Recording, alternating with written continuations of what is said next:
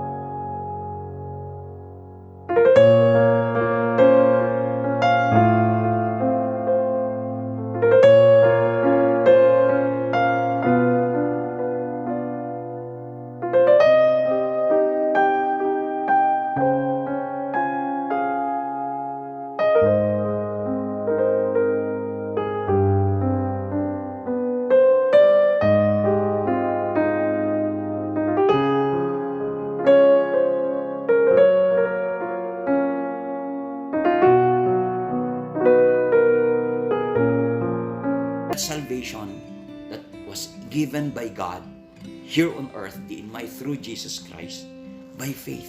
Let's have relationship, genuine relationship with the Lord. At mapapansin mo, nasa labas man yung tao o ikaw mismo, nasa labas ka ng kulungan or wala ka sa kulungan, malayang malaya ang kalooban. Si Paul at si Silas in the book of Acts chapter 15 verse 25, malayang malaya tong dalawang ito. They can go from province to province to share the gospel. Malayang malaya sila. And they have that peace of mind wherever they go. Pero may time na bigla silang inakusahan ng hindi naman nila ng false accusation at kinulong itong si Silas at si Paul. At habang nasa loob sila ng piitan sa Acts chapter 15, dahil mayroon silang tamang relationship sa Panginoon, but there is peace in their heart and in their mind. That's why naging challenge pa rin yun sa kanila to continue worshiping the Lord kahit nasa loob ng piitan. Kaya nga sa Acts chapter 16 verse 25, matapos kaladkarin si Paul at si Silas, inakusahan sila ng rebellion.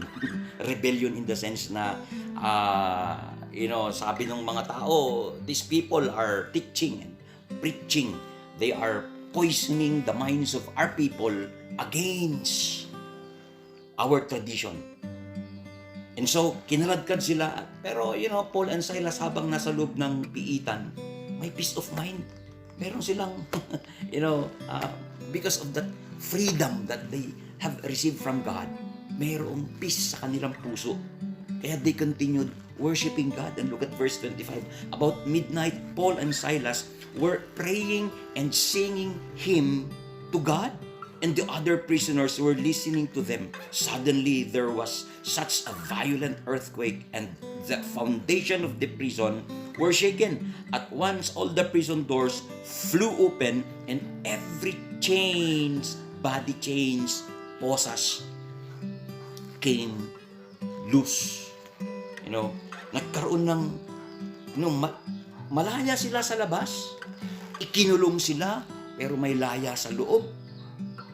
At look at that, physically, gumawa ang Panginoon ng paraan, actually hindi lang paraan, solution, para sila muling makalaya physically doon sa kulungan na yun.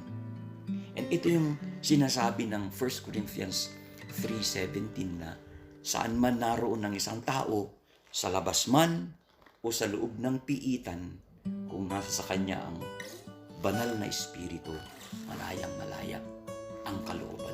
God would always make. Kitaan tayo mo tibiyag ni Daniel, ijay chimpo nga iso na inakusahan da, iti gaputi pamati na grabe na ikulong gaputi pamati na awanan ti maibalandrada kinya nga kaso kat kaputa iso na laeng dijay limpyo ijay leadership ti pagarian ni Darius, kinasukan da iso na iti rebellion kat di ing kulong da iso na grabe hantay nga ordinary nga kulungan. Kaya awan ti maarami di Ari do ni Ari Darius ket talaga nga talken na ni Daniel. Yung gapo na ta linteg ti linteg. So napilit iso na nga sige nga rod. Ikulong tayo ket di kulungan pay ket haan nga di posas lang. Talaga nga pulutanen iso da iti layon iti kulungan. But look at the scenario. Iti impanda ni Daniel iti kulungan at talaga ti peace of mind na. At iso na as leader iti ruar at tal na. Idi maikulong, simurot ti tal na.